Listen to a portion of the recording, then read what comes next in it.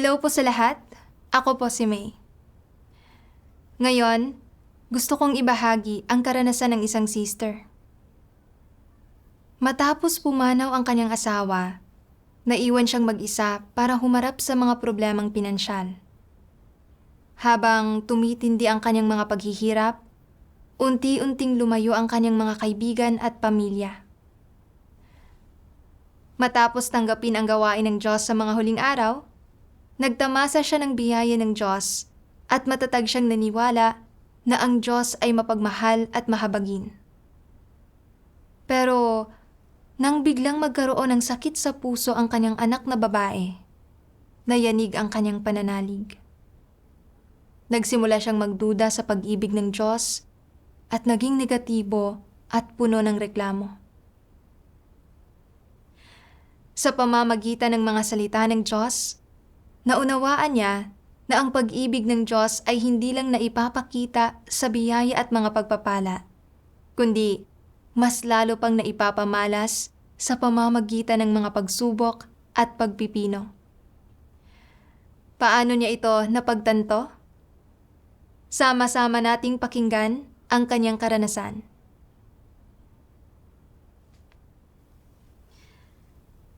Noong 17 taong gulang ako, pumanaw ang tatay ko dahil sa karamdaman at hindi nagtagal, nabulag naman ang nanay ko. Para alagaan ang nanay ko, kinailangan kong mag-asawa at magsimula ng isang pamilya. Pagkatapos ng kasal, nakita kong hindi nakaririwasa ang pamilya ng asawa ko. Itinago sa akin ng asawa ko na nagkaroon siya ng maraming utang at madalas magpunta ang mga tao sa bahay namin para maningil. Dahil dito, madalas akong bumuntong hininga at umiyak. Puno ako ng pasakit at kawalang magawa. Hindi nagtagal, isang kamag-anak ang nangaral sa akin ng ebanghelyo ng Diyos ng mga huling araw. Nakita ko na nagpapahayag ang Diyos ng katotohanan at nagsasakatuparan ng gawain ng pagliligtas sa mga tao. Para bang nakaapuhap ako ng magsasalba sa akin at bumaling ako sa Diyos at ipinagkatiwala ang lahat ng mga paghihirap ng pamilya ko sa Kanya. Unti-unti, medyo bumuti ang mga bagay-bagay sa bahay at lihim akong nagpasalamat sa Diyos sa puso ko. Kalaunan, nagkasakit ang aking asawa at pumanaw. Ginastos namin ang lahat ng aming ipon at wala sa mga kaibigan o kamag-anak ang tumulong sa amin. Nalaman ko na hindi maaasahan ang mga tao. Nang naharap ako sa mga paghihirap sa buhay, nanalangin at umasa ako sa Diyos. At nakita ko ang ilan sa mga pagpapala ng Diyos. Mahina at sakitin ang anak ko noong bata pa siya. Pero matapos pumanaw ang aking asawa, hindi na siya kasing dalas na magkasakit. Unti-unti na ring bumubuti ang aking neurasthenia. Ang minimum living allowance na hindi ko makuha dati dahil wala akong perang pambili ng mga regalo para sa mga opisyal, ay naibigay rin. Nakita ko ang awa at proteksyon ng Diyos at labis ang pasasalamat ko sa Kanya. At mas nakatiyak pa ako na ang Diyos ang tanging maaasahan natin. Kaya mas ginanahan pa ako sa aking paghahangad. Naisip ko na basta't ginagawa ko ng maayos ang aking tungkulin, palagi kaming poprotektahan ng Diyos at na magiging maayos ang lahat ng walang sakuna o kasawian sa aming pamilya. Noong panahong iyon, ginagawa ko ang makakaya ko sa bawat tungkuling isinaayos ng iglesia para sa akin at kahit pa nangangahulugan ito ng pagsailalim sa mga panganib ng pagdadala ng mga aklat ng mga salita ng Diyos, hindi ako tumanggi.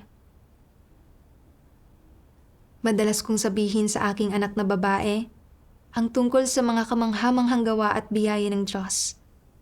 At tuwing may oras ako, Binabasa ko ang mga salita ng Diyos sa kanya.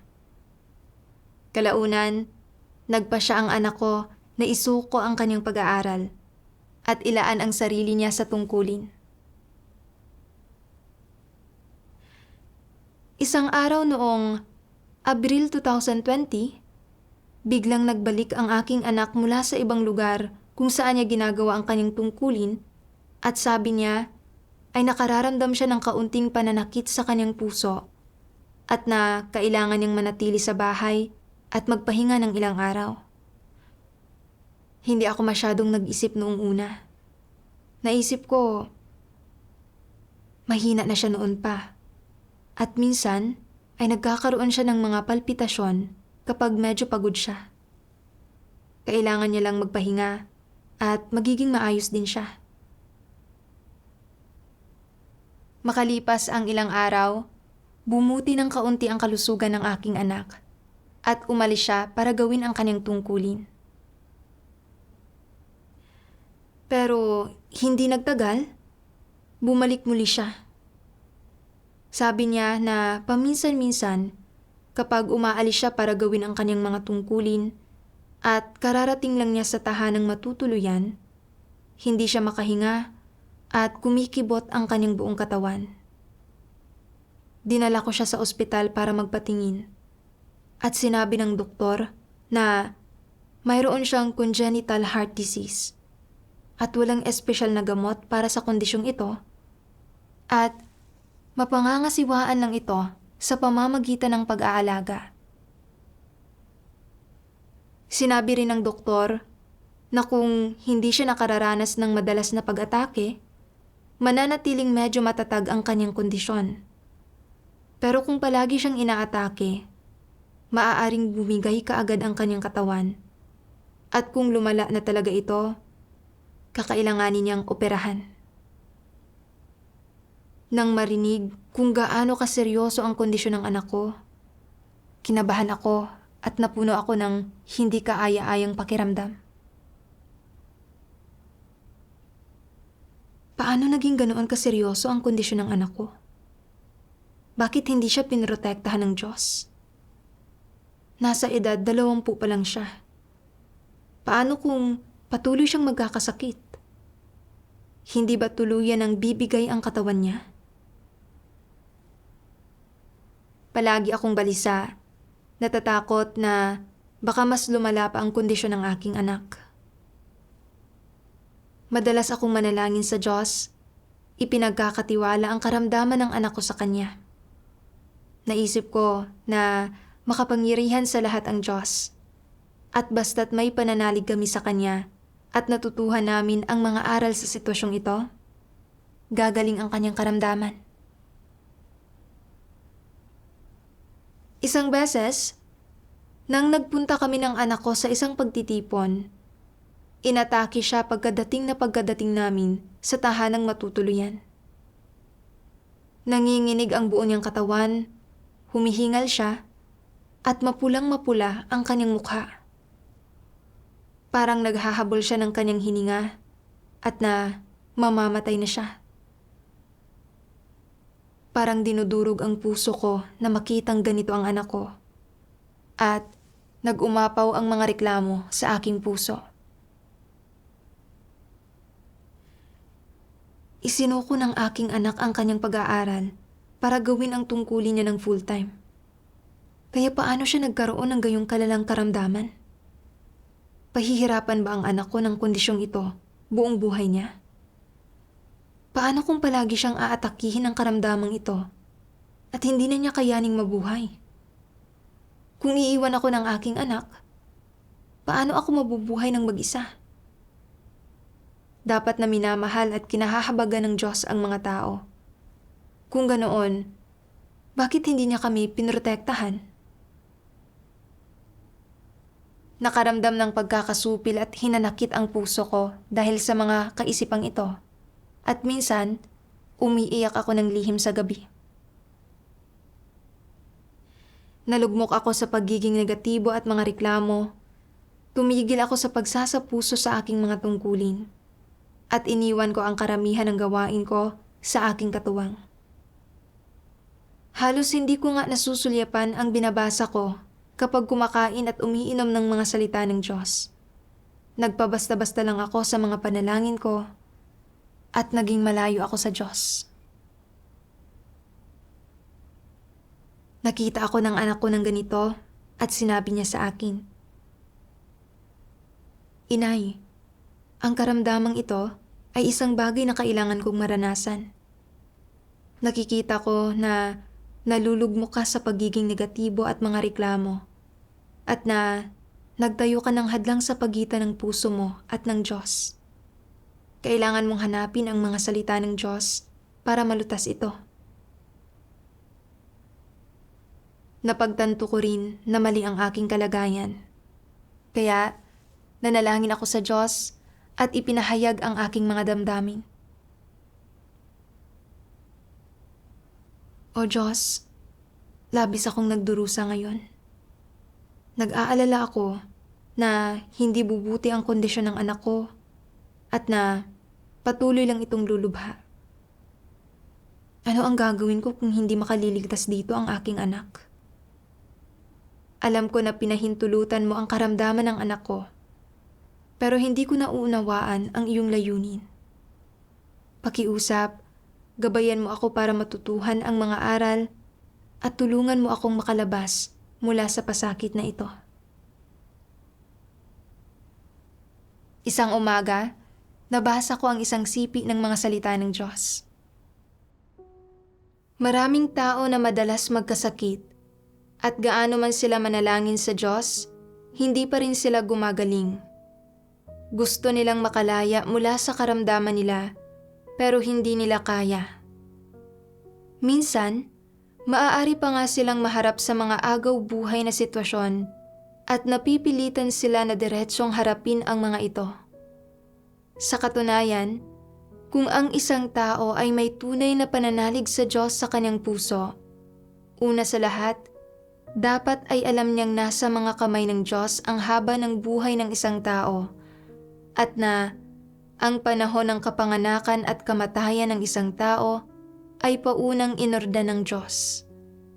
Kapag nagbibigay ng karamdaman ang Diyos sa mga tao, may dahilan para dito at may kahulugan sa likod nito. Ang nararamdaman nila ay karamdaman, ngunit ang totoo, ang naipagkaloob sa kanila ay biyaya, hindi karamdaman. Una sa lahat, kailangan itong malaman at matiyak ng mga tao at seryosohin ito. Kapag nagkakasakit ang mga tao, lalapit sila ng madalas sa Diyos at gagawin nila ang nararapat ng may pagsisinop at pag-iingat at tratuhin ang kanilang tungkulin ng may higit na pag-iingat at pagkataimtim kaysa sa iba. Ito ay isang proteksyon para sa mga tao, hindi mga kadena. Ito ay isang pamamaraan sa negatibong aspekto. Dagdag pa riyan, ang haba ng buhay ng bawat tao ay paunang inorda ng Diyos. Maaaring nakamamatay ang isang karamdaman mula sa pananaw ng medisina, ngunit sa pananaw ng Diyos, kung hindi pa tapos ang haba ng iyong buhay at hindi pa ito ang iyong oras, hindi ka mamamatay kahit gusto mo.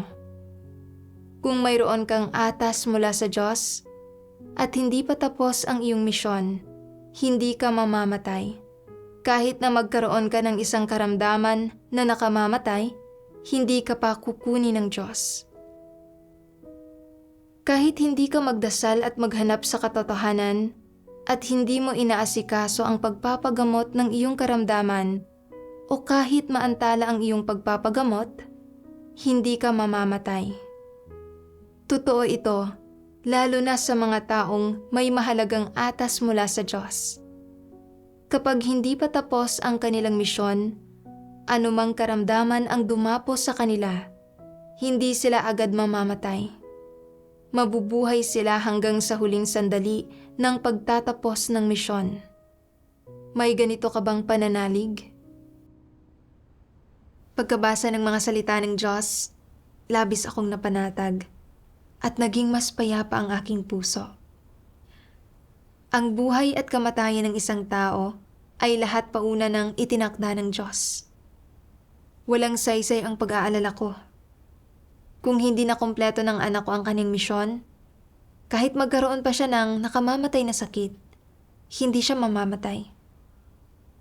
At kung nakumpleto na niya ang kanyang misyon, hindi ko siya mapananatili kung oras na niya. Naisip ko noong nasa mabuting kalusugan ang asawa at ama ko, pero bigla silang nagkasakit at hindi nagtagal ay pumanaw.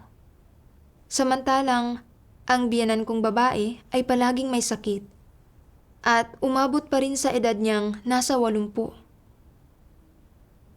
Ang oras ng kamatayan ng isang tao ay walang kaugnayan sa kung may sakit siya.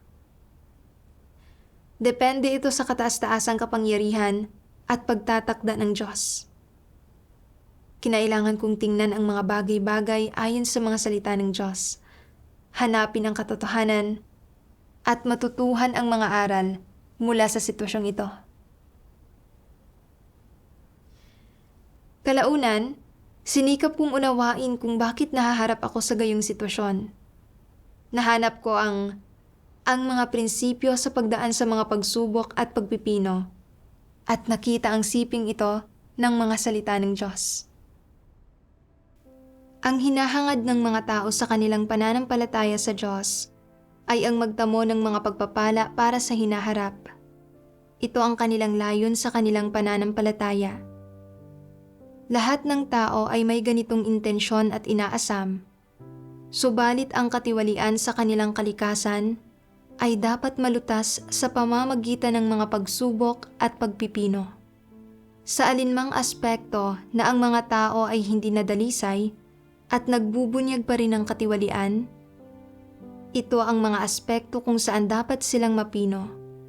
Ito ang pagsasaayos ng Diyos. Naghahanda ang Diyos ng mga kapaligiran para sa iyo. Pinipilit kang sumailalim sa pagpipino sa mga ito nang sa gayon ay malaman mo ang iyong sariling katiwalian. Sa huli, umaabot ka sa punto kung saan magiging handa kang isuko ang iyong mga plano at mga pagnanais at magpasakop sa kataas-taasang kapangyarihan at pagsasaayos ng Diyos kahit pa nangangahulugan ito ng pagkamatay. Sa makatwid, kung ang mga tao ay hindi sasailalim sa ilang taon ng pagpipino, kung hindi sila magtitiis ng itinakdang dami ng pagdurusa, hindi nila mapapalaya ang sarili nila mula sa mga paglilimita ng katiwalian ng laman sa kanilang mga kaisipan at puso. Sa alinmang aspekto, ang mga tao ay nalilimitahan pa rin ng kanilang satanikong kalikasan, at sa alinmang aspekto na mayroon pa rin silang sarili nilang mga ninanais at hinihingi, ito ang mga aspekto kung saan dapat silang magdusa. Sa pagdurusa lamang matututunan ng mga tao ang mga aral na ang ibig sabihin ay nakakamit nila ang katotohanan at nauunawaan ang mga layunin ng Diyos. Sa katunayan, maraming katotohanan ang nauunawaan sa pagdanas ng pagdurusa at pagsubok. Walang nakakaunawa sa mga layunin ng Diyos, nakakakilala sa pagkamakapangyarihan sa lahat at karunungan ng Diyos, o walang nagpapahalaga sa matuwid na disposisyon ng Diyos kapag nasa isang maginhawa at magaan na kapaligiran, o kapag ang mga kaganapan ay kaaya-aya. Iyon ay imposible. Pagkabasa ng mga salita ng Diyos, mas naunawaan ko pa ng kaunti ang layunin ng Diyos.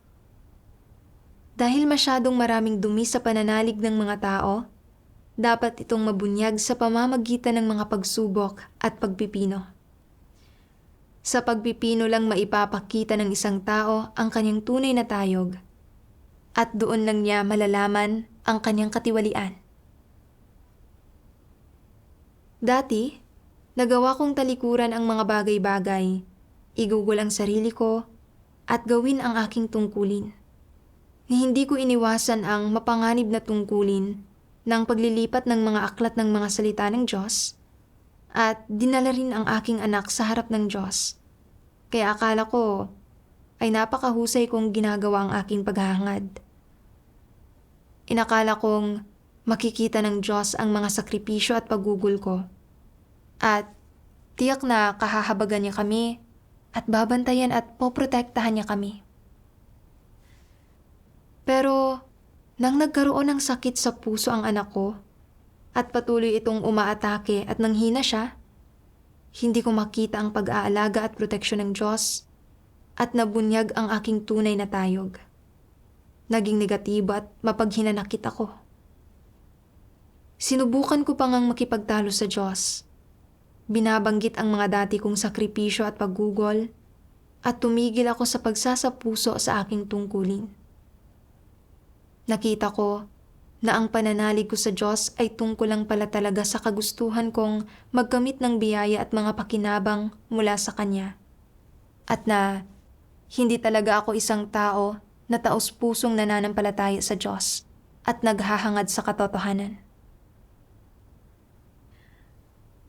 Noon ko lang napagtanto na ang masisidhing layunin ng Diyos ay nasa karamdaman ng anak ko at na isinaayos ng Diyos ang mga pangyayaring ito para dalisahin at baguhin ang katiwalian at karumihan sa kalooban ko. Hindi na ako pwedeng maging negatibo at antagoniko.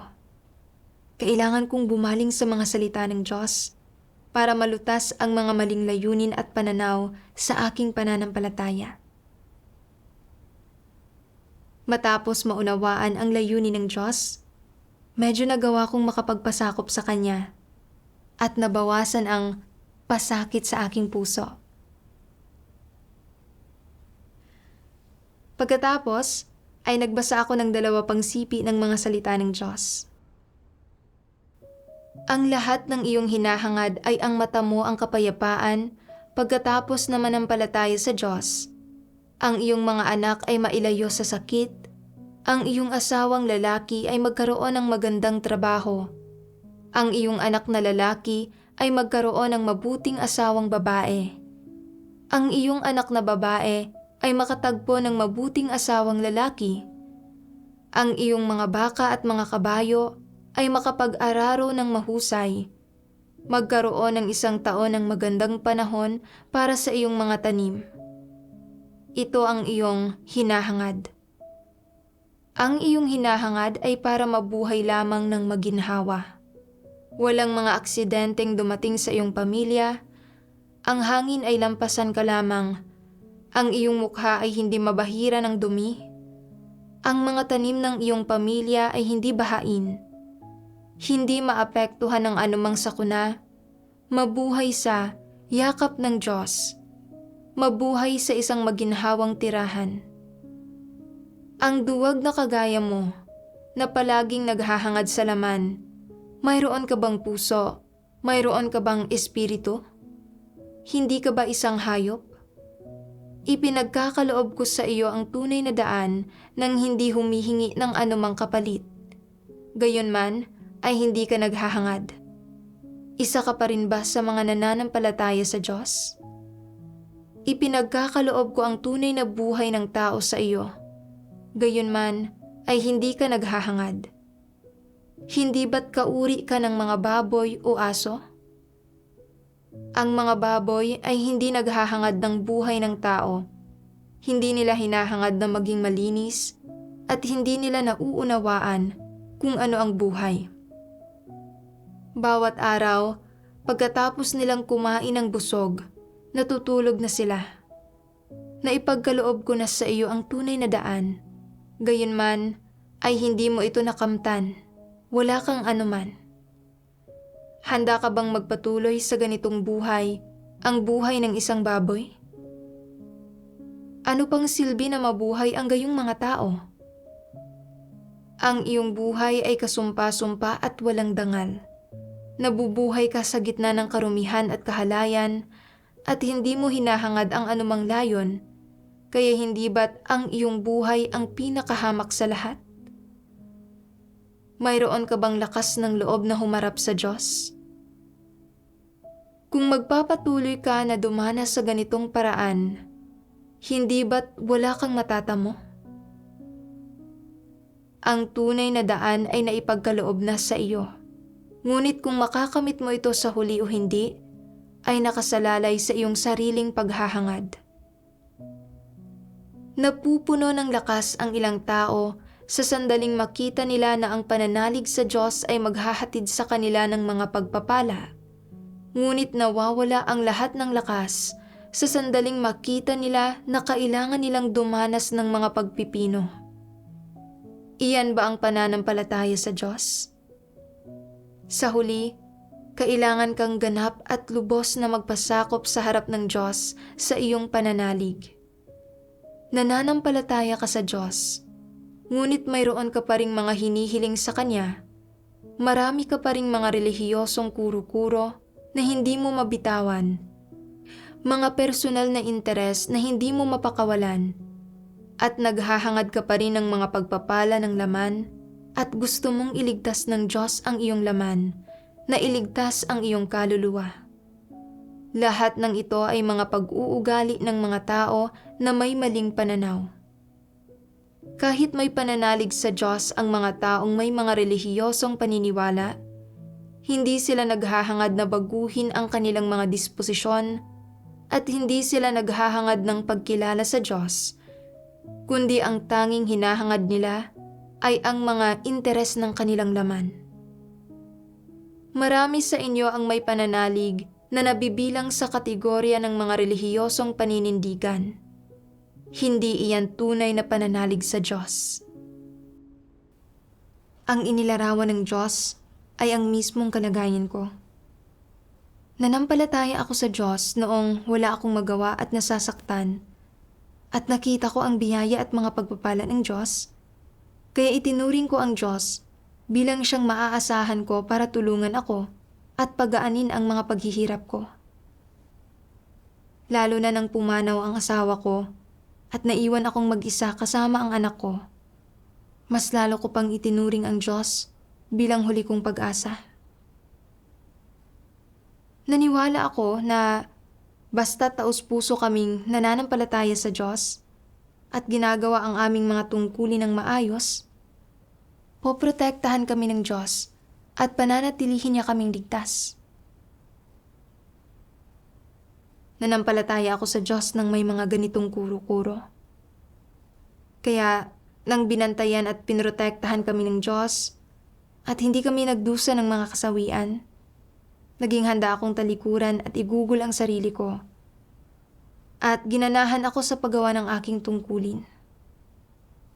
Nang nakita kong lumalala ang karamdaman ng anak ko at hindi siya pinagagaling ng Diyos, pinanghinaan ako ng loob at nadismaya at nagbago kaagad ang aking saloobin. Lumabas ang pagiging negatibo at mga reklamo ko at binanggit ko pa ang aking mga sakripisyo at paggugol para subukang makipagtalo sa Diyos. Iniisip na hindi dapat kami tinatrato ng ganito ng Diyos. Hindi ko na gustong isapuso ang mga tungkulin ko. Naging negatibo at antagoniko ako sa Diyos. Noon ko lang nakita na nananampalataya pala ako sa Diyos para lang gamitin siya upang lutasin ang aking mga paghihirap at upang bantayan niya kami, protektahan kami, at bigyan kami ng mapayapang buhay. Ang mga taon ko ng pagsasakripisyo at paggugol ay hindi talaga taos-puso. Napuno ako ng mga hindi makatwirang hinihingi at magagarbong pagnanais sa Diyos. Sinusubukan kong makipagtawaran sa Diyos para linlangin siya. Talagang wala akong katwiran. Noong nagsisimula pa lang akong manampalataya sa Diyos, mababa ang tayog ko at ang Diyos sa kanyang awa ay pinagkalooban kami ng kaunting biyaya. Espesyal na biyaya na ito ng Diyos. Pero hindi kailanman nasiyahan ang kasakiman ko. Palagi kong gustong binibiyayaan ako ng Diyos. At kapag hindi ko nakikita ang biyaya ng Diyos, nagiging mapanlaban ako sa Kanya. Talagang wala akong pagkatao.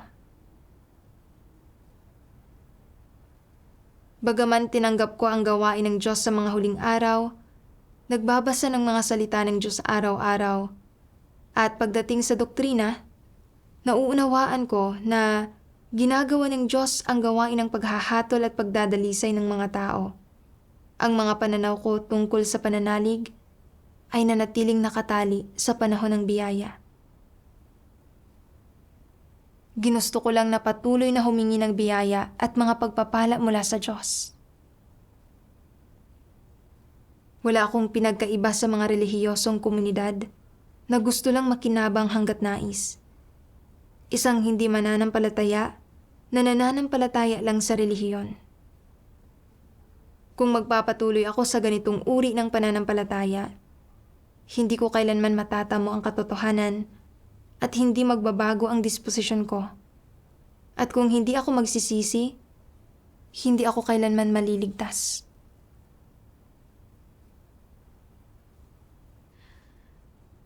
Kalaunan, nabasa ko ang isang sipi ng mga salita ng Diyos at nagkamit ng dalisay na pagkaunawa sa pagmamahal ng Diyos.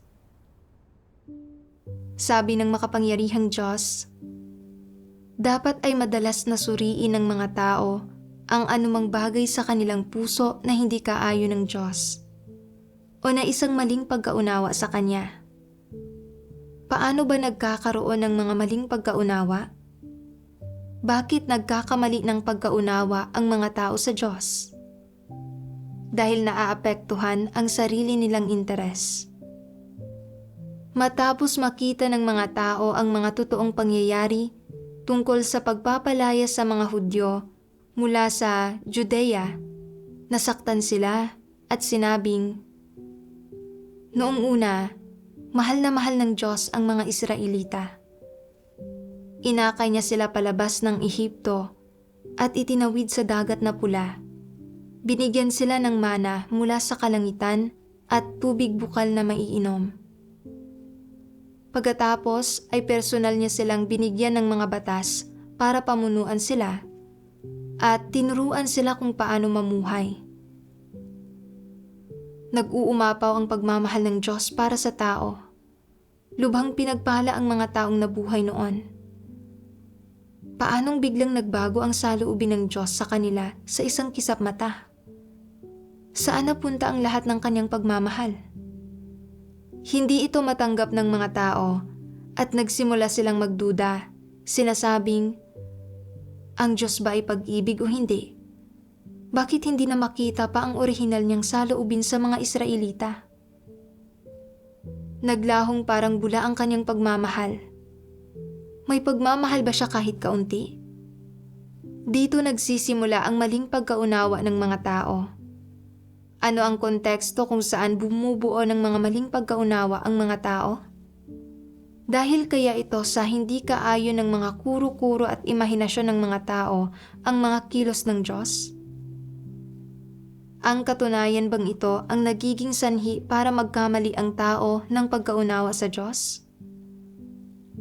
Hindi ba't nagkakaroon ng maling pagkaunawa ang mga tao sa Diyos dahil nililimitahan nila ang kanyang pagmamahal?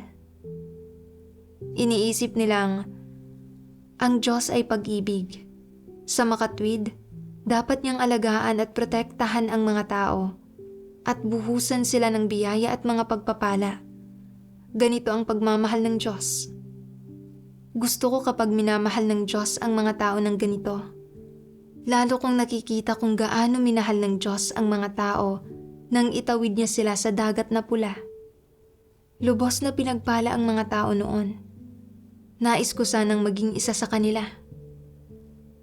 Kapag wiling-wili ka sa kwentong ito, tinatrato mo ang pagmamahal na ibinunyag ng Diyos sa sandaling iyon bilang pinakamataas na katotohanan at ang nag-iisang palatandaan ng kanyang diwa. Nililimitahan mo siya sa iyong puso at tinutukoy mo na ang lahat ng ginawa ng Diyos ng sandaling iyon ang pinakamataas na katotohanan. Iniisip mong ito ang pinakakaibig-ibig na katangian ng Diyos at ang siyang pinaka-nagdudulot sa mga tao na igalang at katakutan siya at na ito ang pagmamahal ng Diyos. Ang totoo niyan, ang mga kilos mismo ng Diyos ay positibo. Pero dahil sa iyong paglilimita, ang mga ito ay naging mga kuro-kuro sa iyong isipan at naging basihan ng kung paano mo tinutukoy ang Diyos. Dahil sa mga ito ay nagkakamali ka ng pagkaunawa sa pagmamahal ng Diyos na para bang wala ng ano paman ito kundi awa, malasakit, proteksyon, patnubay, biyaya at mga pagpapala na para bang iyon lang ang pagmamahal ng Diyos. Bakit labis mong pinahahalagahan ang mga aspektong ito ng pag-ibig? Dahil ba nauugnay ito sa pansarili mong interes? Oo, ganoon nga. Sa aling mga pansariling interes ito nauugnay? Sa mga layaw ng laman at isang maginhawang buhay. Kapag nananampalataya ang mga tao sa Diyos, gusto nilang matamo ang mga bagay na ito mula sa Kanya, pero hindi ang iba pang bagay. Ayaw isipin ng mga tao ang tungkol sa paghatol, pagkastigo, mga pagsubok, pagpipino, pagdurusa para sa Diyos, pagtalikod sa mga bagay at paggugol ng kanilang sarili, o maging pagsasakripisyo ng kanilang sariling buhay. Gusto lang ng mga tao na tamasahin ang pagmamahal, malasakit, proteksyon, at gabay ng Diyos. Kaya tinutukoy nila na ang pagmamahal ng Diyos ang tanging katangian ng kanyang diwa at ang nag-iisa niyang diwa.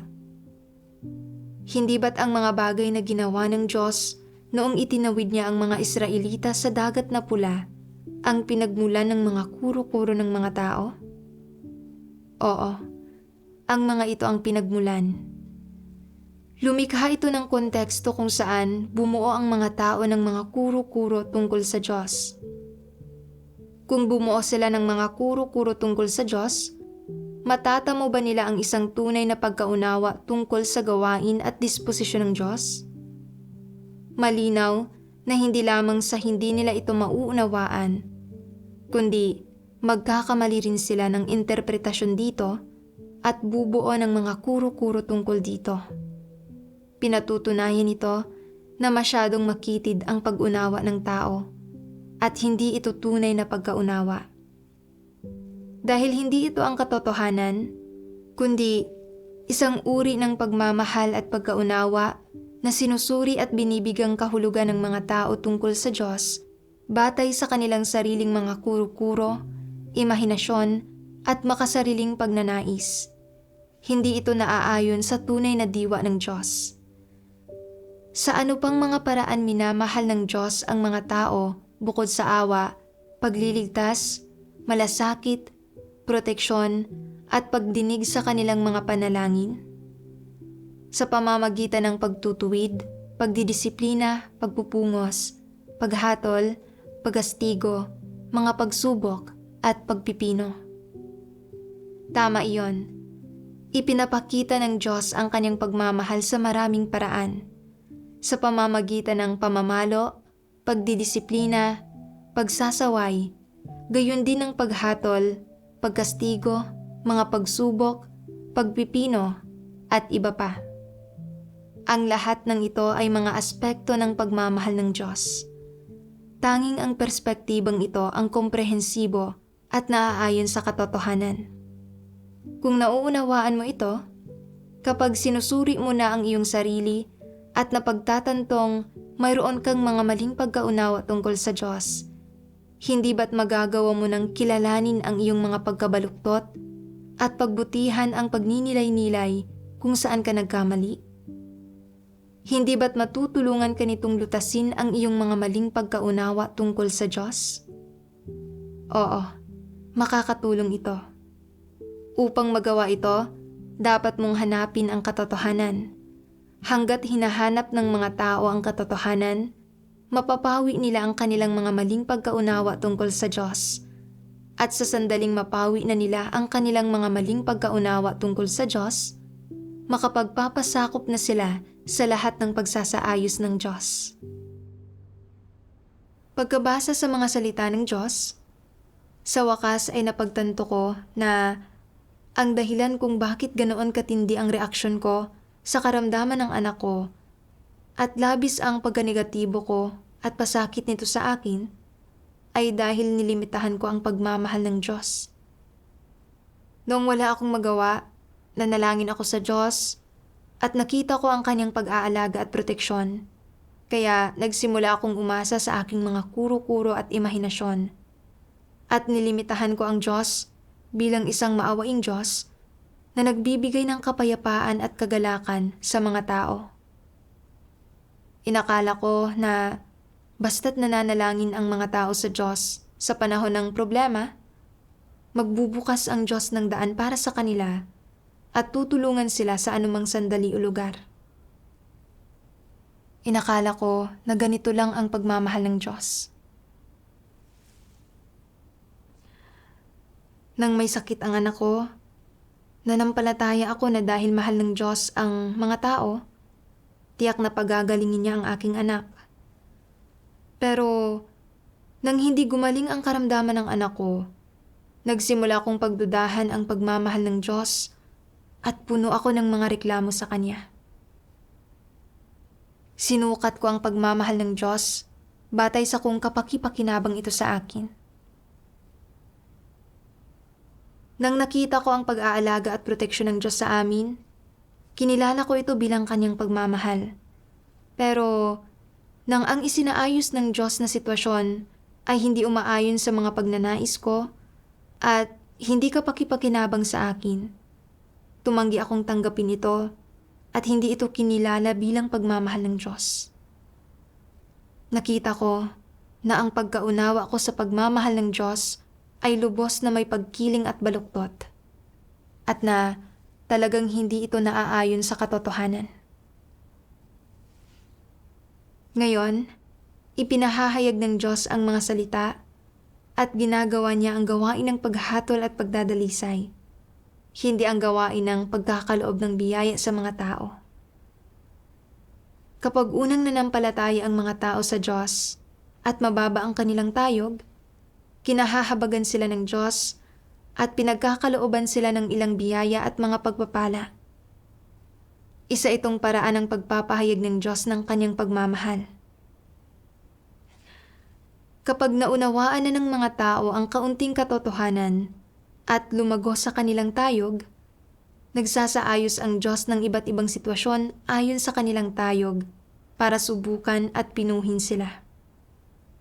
Nagbibigay daan ito na makilala ng mga tao ang kanilang sarili at ang Diyos sa iba't ibang sitwasyon na humahantong sa pagbabago sa kanilang disposisyon at nagbibigay daan din ito sa mga taong maunawaan ang katotohanan at matamo ang pagliligtas ng Diyos.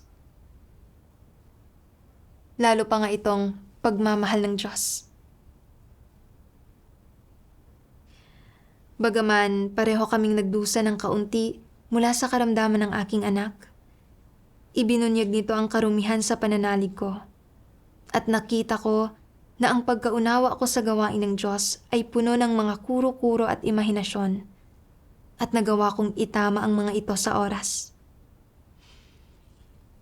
Napagtanto rin ng aking anak na ang kanyang mga pagsisikap at paggugol ay para magkamit ng mga pagpapala at na nananampalataya siya sa Diyos ng mga sarili niyang kuro-kuro at binago niya ang mga mali niyang pananaw sa pananalig at napalapit siya sa Diyos.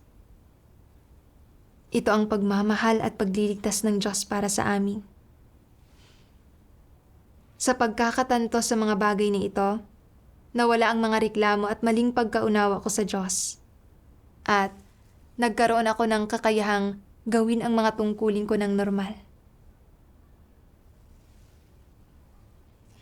Kalaunan, nahanap ko ang isang landas ng pagsasagawa sa mga salitang ito ng Diyos. Sabi ng makapangyarihang Diyos, nananampalataya ka sa Diyos at sumusunod sa Kanya, kaya kailangan na mayroon kang mapagmahal sa Diyos na puso. Dapat mong iwaksi ang iyong tiwaling disposisyon, kailangan mong hangarin na matugunan ang mga layunin ng Diyos, at kailangan mong tuparin ang tungkulin ng isang nilikha. dahil nananampalataya at sumusunod ka sa Diyos, dapat mong ialay ang lahat sa Kanya at hindi ka dapat gumawa ng mga personal na pagpili o paghingi at dapat mong makamit ang katugunan sa mga layunin ng Diyos. Dahil ikaw ay isang nilikhang tao, dapat kang magpasakop sa Panginoon na lumikha sa iyo, sapagkat likas mong hindi makontrol ang iyong sarili at wala kang likas na abilidad na kontrolin ang sarili mong tadhana. Dahil isa kang taong nananampalataya sa Diyos, dapat kang maghangad ng pagpapabanal at pagbabago. Pagkabasa sa mga salita ng Diyos, naunawaan ko na sa ating pananalig, hindi natin dapat hangarin na magtamasa ng biyaya ng Diyos o palaging hingi na mahalin niya tayo. Sa halip, dapat tayong tumayo sa posisyon ng mga nilikha para maranasan ang gawain ng Diyos at para maranasan ang lahat ng tao, pangyayari at mga bagay na isinaayos ng Diyos. Kahit pa dumating ang mga pagdurusa at pagsubok, kapag hindi natin nauunawaan ang mga layunin ng Diyos, dapat tayong magpasakop, magdasal, at palaging humingi ng gabay. Magnilay sa mga tiwaling disposisyon na ibinubunyag natin, magsisi at magbago, at panghawakan ang mga tungkulin natin para mapalugod ang Diyos. Ito ang dapat gawin ng isang nilikha. Namuhay lang ako dati sa mga komportabling kapaligiran. Para akong isang bulaklak sa loob ng isang greenhouse. Hindi makatatagal sa ulan at hangin. Masyado akong marupok at may mababang tayog. At sa kaunting paghihirap lang, nagiging negatibo ako at nanghihina. At kapag humaharap sa mga pagsubok at pagpipino, hindi talaga ako makapanindigan. Matapos kong pagdaanan ang sitwasyong ito, bahagyang lumago ang tayog ko. Nagkamit ako ng kaunting pagkaunawa sa sarili kong katiwalian. At nagkaroon din ako ng mas mabuting pagkaunawa sa gawain ng Diyos. Naging napakalaking pakinabang talaga nito sa akin. Ngayon, kahit hindi pa lubusang gumagaling ang sakit ng aking anak at umaatake pa rin ito paminsan-minsan at nalulungkot ako at nadudurog ang puso ko sa tuwing nakikita ko siyang nagkakasakit, hindi na ako gaanong nalilimitahan nito at nagagawa ko na ang aking mga tungkulin ng normal. Ang pagbabagong ito at pagkaunawang ito ay dumating bilang resulta ng mga salita ng Diyos.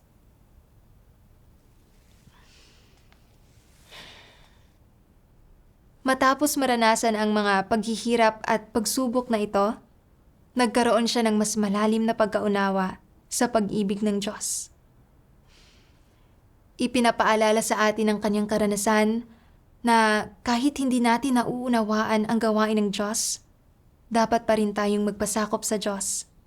Dahil lahat ng ginagawa ng Diyos ay mabuti at kapakipakinabang sa ating buhay. Kung nagbigay inspirasyon sa inyo ang kwentong ito, pakibahagi ang inyong mga saloobin. Salamat sa panonood.